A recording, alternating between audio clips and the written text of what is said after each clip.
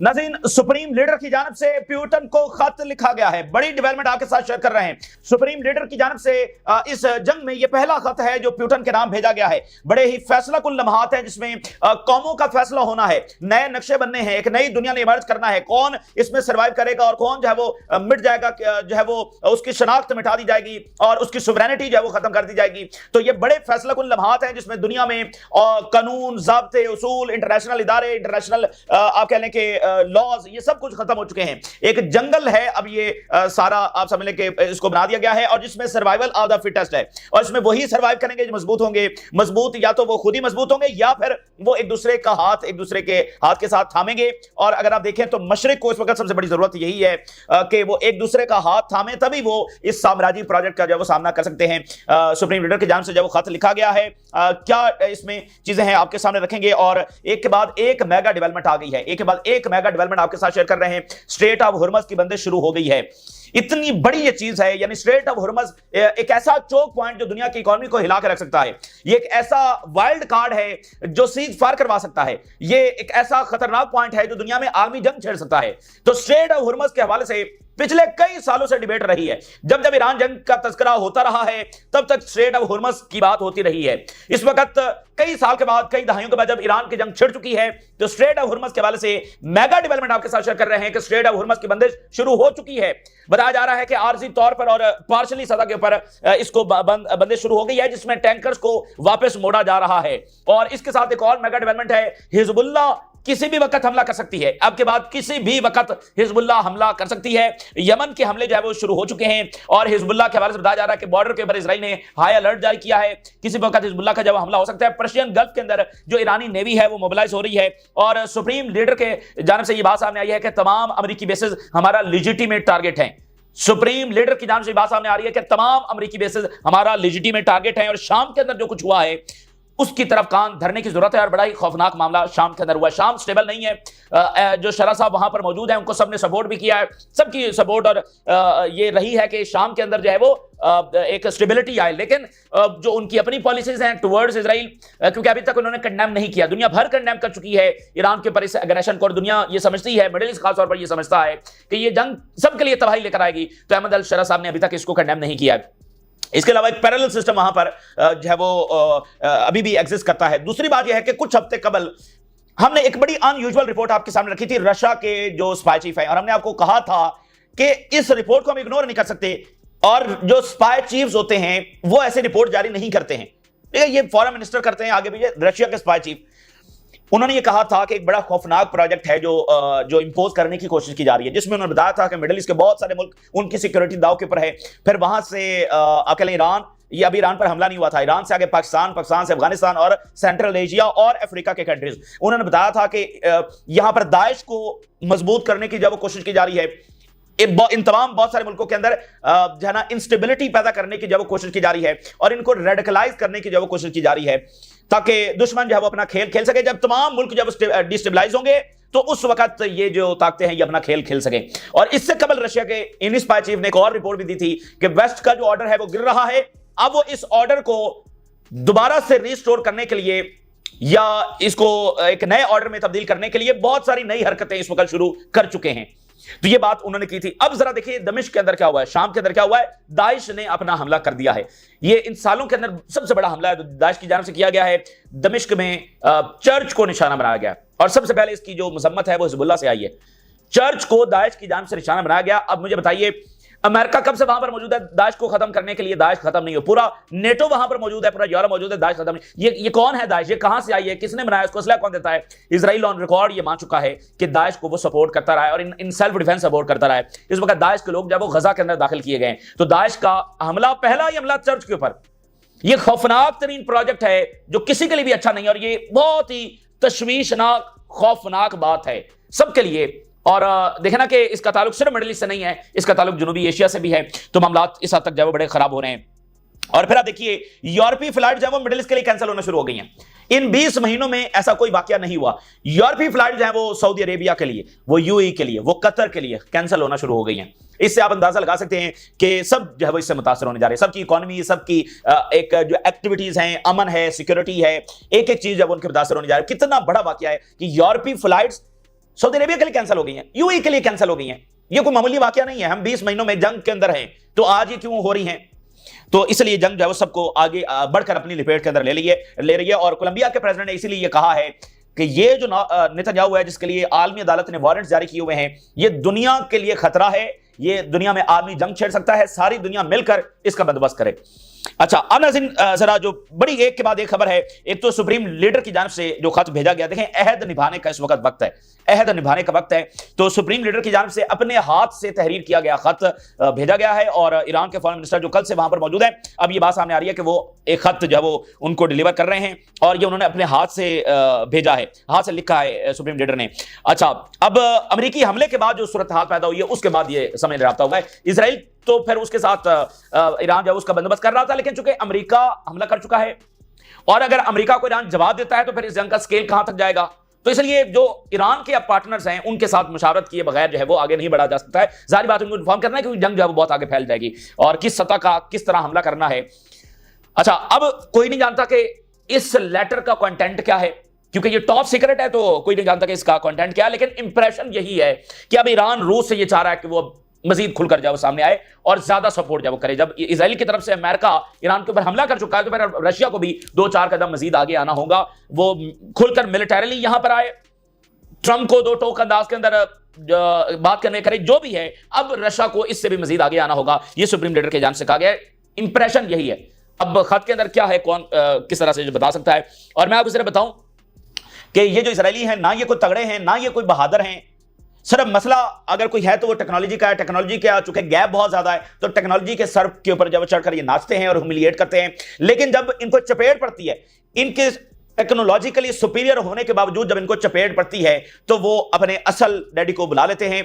ठीक है, तो अब ये इजरायली यही कर रहे हैं। इन्होंने हमला किया, अब ये इतने तुरम खान थे, इतने ये बदमाश थे, तो लड़ते ईरान से। अब अमेरिका को बुलाने की क्या जरूरत थी?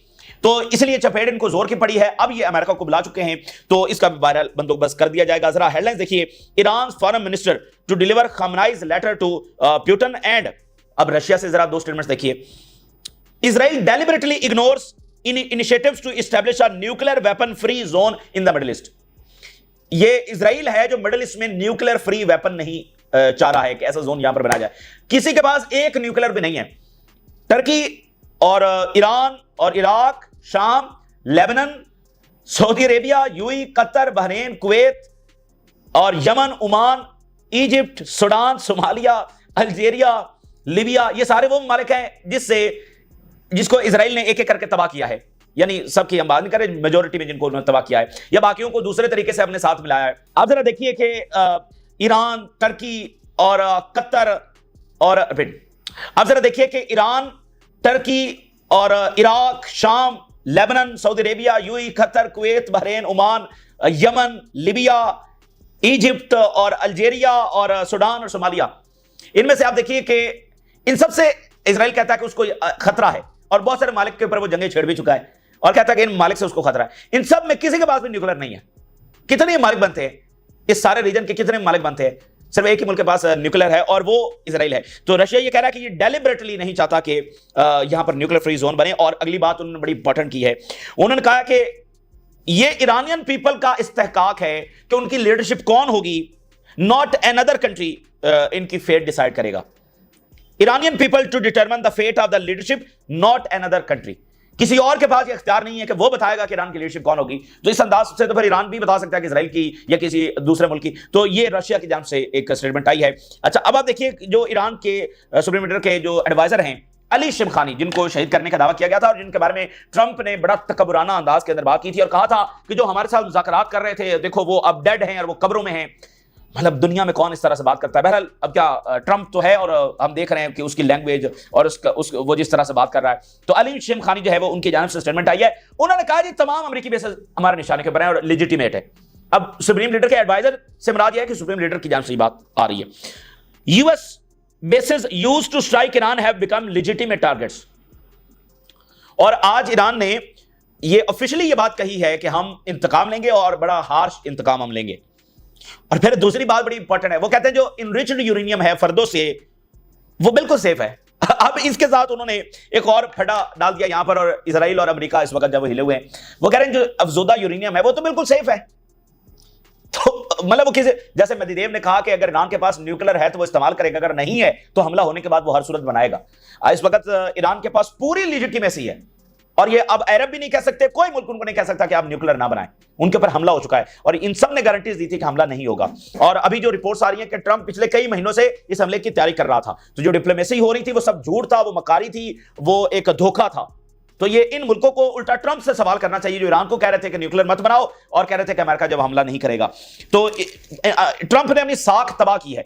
ही lied to Putin, he lied to Gulf, he lied to Europe, to everyone. उसने अपनी साख जो है पूरी तरह से तबाह की है। इस पर अब दोबारा कोई एतबार करने वाला नहीं है।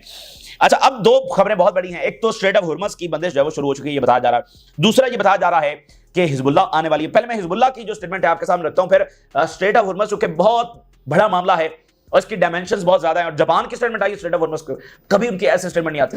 तो सारी दुनिया की नजरें इस वक्त स्ट्रेट ऑफ हुर्मुज़ पे लगी हैं, क्योंकि वो मामला बहुत बड़ा मामला है। तो उसकी सारी डायमेंशंस हम डिस्कस करेंगे, क्योंकि ये मामला भी लंबा चलना है। जरा हिजबुल्ला की एक स्टेटमेंट देखिए। The Israeli army is raising its alert level on the Lebanese border in anticipation of any Hezbollah attempt to launch an attack against Israel in support of Iran. Lebanese border के ऊपर जो है उन्होंने alert बढ़ा दिया है, यानी Israel Lebanese border के ऊपर किसी भी वक्त हिजबुल्लाह जो है वो अटैक कर सकती है। यमन हमले शुरू कर चुका है, और ये जो ईरान नॉर्थ में अटैक कर रहा है ना उनकी बेसिस को, और ये मेरे ख्याल से ये हिजबुल्लाह ही की तैयारी है, ताकि इनकी सर्विलेंस, इनकी लॉजिस्टिक्स, ये सारा जितना वो डैमेज कर सकते हैं करें। तो ये हिजबुल्लाह वहां पर किसी भी वक्त आ सकती है। अमेरिका के साथ यानी जो भी मामला होगा, मेरा ख्याल है कि उस तनाजुर के अंदर हिजबुल्लाह अटैक करेगी।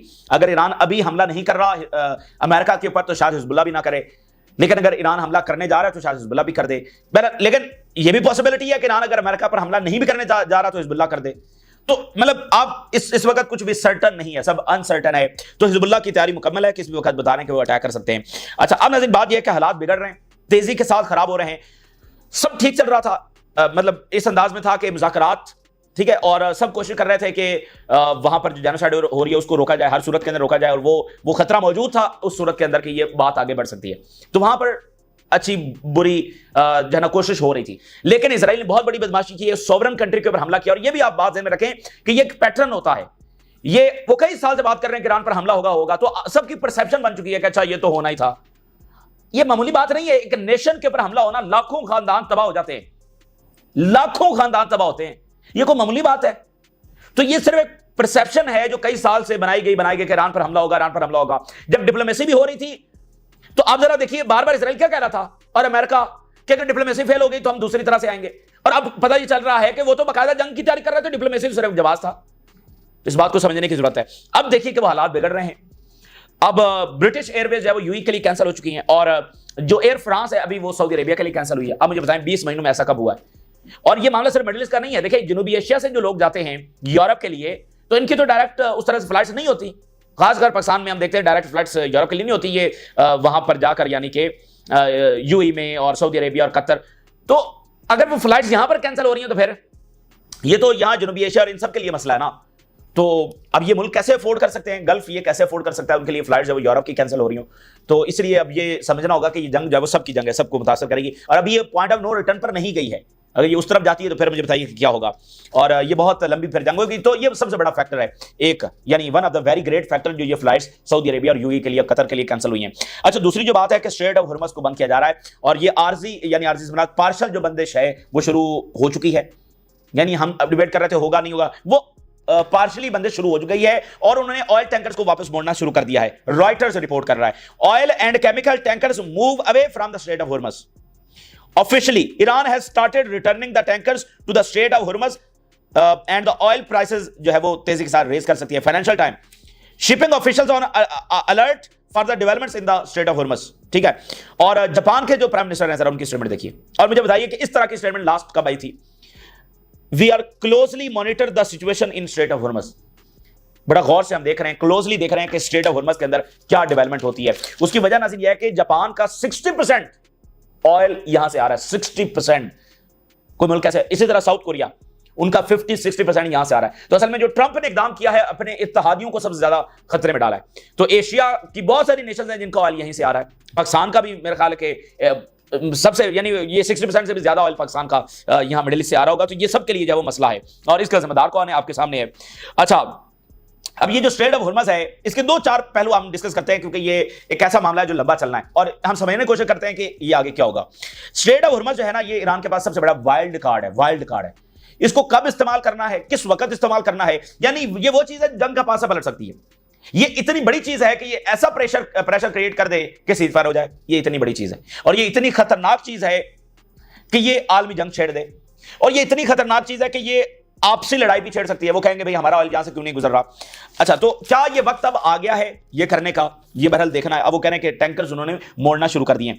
अच्छा, पहली बात तो ये है कि यहां से 20 मिलियन बैरल के करीब जो ऑयल है ये रोजाना की बुनियाद के ऊपर गुजरता है, रोजाना की बुनियाद के ऊपर 20 मिलियन बैरल। सऊदी अरेबिया और यूएई ने इस खतरे के पेश नजर के एक दिन जंग होगी तो ये स्ट्रेट ऑफ हॉर्मज़ बंद हो सकता है, क्योंकि जब जब ईरान जंग डिस्कस होती थी तो ये भी डिस्कस होता था। तो उन्होंने कुछ अल्टरनेटिव मेजर्स लिए थे। सऊदी अरेबिया ने पर्शियन गल्फ से जो रेड सी है उसको कनेक्ट किया था थ्रू पाइपलाइंस, और यूएई ने थ्रू ओमान कनेक्ट किया था, ताकि अगर स्ट्रेट ऑफ हॉर्मज़ बंद भी होता है तो वो दूसरे रास्तों से इन पाइपलाइंस के जरिए अपना ऑयल जो है वो एक्सपोर्ट कर सके और रुकावट ना आए, स्ट्रेट ऑफ हॉर्मज़ के जरिए रुकावट ना आए। और इसके उन्होंने तजर्बात भी किए, ऑयल इस तरह से एक्सपोर्ट करके उन्होंने, जैसे एक आप मिलिटरीली एक्सरसाइजेस करते हैं ना कि भाई ये वेपन्स की, तो उन्होंने ये किया। लेकिन उसमें एक प्रॉब्लम है, वो ये है कि वो कामयाब तो है, यानी उसके जरिए वो ऑयल एक्सपोर्ट कर सकते हैं, लेकिन उसका स्केल इतना बड़ा नहीं है। यानी कि जो रिपोर्ट है उसके मुताबिक 3.5 मिलियन बैरल के करीब वो एक्सपोर्ट कर सकते हैं इन पाइपलाइंस के जरिए, और रोजाना स्ट्रेट ऑफ हॉर्मज़ से कितना गुजर रहा है, 20 मिलियन बैरल्स, यानी वो कोई आप कह लें कि 15% के करीब जो है वो यहां से पाइपलाइंस के जरिए एक्सपोर्ट कर सकते हैं। तो वो जरूरियात दुनिया की पूरी नहीं हो सकती हैं उससे, इसलिए वो कोई ऐसी चीज नहीं है कि मतलब स्ट्रेट ऑफ हॉर्मज़ का कोई मुतबादल है, और जा सकता है लेकिन उसका स्केल जो है वो इतना बड़ा नहीं है। तो एक बात ये होगी। दूसरी बात ये है कि क्या ये लेजिटिमेट है, ईरान का ये करना लेजिटिमेट है, क्या ये इंटरनेशनल लॉ के मुताबिक है। अब आप कहेंगे कि भाई आज के दौर में इंटरनेशनल लॉ की क्या अहमियत है, और जाहिर बात है कोई अहमियत नहीं है, जंगे हैं और फसाद है और पता नहीं क्या क्या है, लेकिन बहरहाल दुनिया बात तो करेगी। भाई अधेन जापान कह रहा है कि हम क्लोजली मॉनिटर कर रहे हैं, और जापान ने कंडेम किया इजरायली हमले को। तो क्या ये इंटरनेशनल लॉ के मुताबिक है जो जापान अगर ईरान अगर स्ट्रेट ऑफ हॉर्मज़ को बंद करता है, तो जो यूनाइटेड नेशन का जो चार्टर है उसमें जितने नॉटिकल माइल्स दिए हैं कि इतने नॉटिकल माइल्स का ये आपकी टेरिटरी, आपका कंट्रोल है, तो उसके मुताबिक ये ईरान ही का टेरिटोरियल वाटर है। अगर वो सिर्फ अपने वाटर को बंद करता है तो स्ट्रेट ऑफ हॉर्मज़ बंद हो जाएगा, यानी ये इंटरनेशनल लॉ के बिल्कुल दायरे के अंदर है। अच्छा, अगली बात ये है नाज़रीन कि यूरोप का जो फैक्टर है बड़ा इंपॉर्टेंट है, वेरी वेरी इंपॉर्टेंट है यूरोप का फैक्टर। इसलिए मैं कहूंगा कि वाइल्ड कार्ड है, उसको इस्तेमाल कैसे करना है। वो ये ना हो कि आपके बिल्कुल खिलाफ चला जाए, सारा ना जाए तो कुछ कुछ आपको उससे नुकसान कहीं ना हो जाए, बड़ा ये तरीके से इस्तेमाल करना है। यूरोप जो है रशिया से ऑयल और गैस खरीदता था, यूक्रेन के बाद नहीं खरीद रहा। कुछ वहां पर है कि वो कुछ खरीद रहे हैं, लेकिन उनका जो मेन है वो मिडिल ईस्ट से आ रहा है। ठीक है, मिडिल ईस्ट से उनका ऑयल और गैस आ रहा है। अगर ये भी बंद हो जाता है तो रशिया भी गया, मिडिल ईस्ट भी गया, तो यूरोप तो हो जाएगा पैरालाइज। कहां से खरीदेगा? एक मुल्क है और उस मुल्क का नाम है अमेरिका, जिसका सदर पिछले कई महीनों से यूरोप से कह रहा है कि हमसे ऑयल खरीदो, ठीक है, और गैस और ऑयल एनर्जी जो हमसे खरीदो, वो कई महीनों से बात कर रहा है। तो अगर यहां से बंदिश होती है तो यूरोप को ऑटोमेटिकली अमेरिका के पास जाना पड़ेगा, और यूरोप ज्यादा पैरालाइज हो जाएगा, डिपेंडेंट हो जाएगा अमेरिका के ऊपर। फिर अमेरिका उनसे कोई भी बात मनवा सकता है। ठीक है, तो अब ये भी एक इंपॉर्टेंट तरीन इसका फैक्टर है। अच्छा, चाइना का 50% ऑयल यहां से जा रहा है। अच्छा, चाइना मैनेज कर लेगा, चाइना रशिया से खरीद लेगा, लेकिन ये यूरोप वाला जो फैक्टर है ये बड़ा इंपॉर्टेंट है। इसलिए अब ये जो रशिया से राब्ते हो रहे हैं या नॉर्थ कोरिया, चाइना से मेनली राब्ते हो रहे हैं, तो ये सारे फैक्टर्स हैं। तो स्ट्रेट ऑफ हॉर्मज़ जो है ये कोई मामूली चीज नहीं है, ये आलमी जंग है, ये सीज़फायर है, या ये बहुत बड़ी। और अगली बात ये है कि वो करेंगे कैसे, अगर इसको मुकम्मल बंद करना है तो कैसे करेंगे, तो वो यहां पर माइंस लगाएंगे। ठीक है ना, ये जरा देखिए, they would lay to mines using fast attack boats and submarines। Submarines यहां पर इस्तेमाल होंगी, जो सुसाइड बोट्स हैं वो इस्तेमाल होंगी, और माइंस यहां पर लगाई जाएंगी। और इस वक्त बताया जा रहा है कि ईरानियन नेवी यहां पर मोबिलाइज हो चुकी है। Navy could potentially launch attacks on the foreign warships and commercial vessels. तो यहां पर एक नेवल जंग है वो भी छिड़ सकती है। तो सारा ये डिपेंड करता है कि ईरान कब अमेरिका को रिस्पॉन्ड करेगा, किस अंदाज में करेगा फिलहाल या नहीं करेगा, ये सारा इसके ऊपर है। ये यानी कि आउट ऑफ कंट्रोल मामला हो जाएगा। अच्छा, द इकोनॉमिस्ट लिख रहा है कि जो फर्दो फैसिलिटी है that can only be destroyed by nuclear weapons or by ground forces bombing it, तबाह नहीं हुई, फर्दो तबाह नहीं हुई, द इकोनॉमिस्ट लिख रहा है। तो कोई कामयाबी इनको यहां पर हासिल नहीं हुई। और जो सीरिया का मामला है वहां पर दाइश ने अटैक किया, बड़ा खौफनाक मामला है, सबके लिए बड़ी तशवीश की बात है कि किस तरह मामला ले जाया जा रहा है। ये कौन सी ताकतें हैं जो दाइश को दोबारा से जो वो ताकतवर बना रही हैं। और मैं आपको बताऊं कि अब देखें ना कि वहां पर मुस्लिम्स का जो इमेज है वो कैसा बनाया गया है अमेरिका में, यूरोप में। तो वो कैसे हुआ ये सारा कुछ? यही तो है, दाइश को वो जनाब नुमाइंदा बनाकर मुसलमानों का वो सारा मामला जो होता रहा आपको पता है। तो ये जो रेडिकलाइजेशन है ना, ये करवाई जाती है कि देखिए ये तो ऐसे हैं। तो ये बड़ा खौफनाक प्रोजेक्ट है। और आप देखिए कि 9/11 ने मिडिल ईस्ट को मुतासर किया।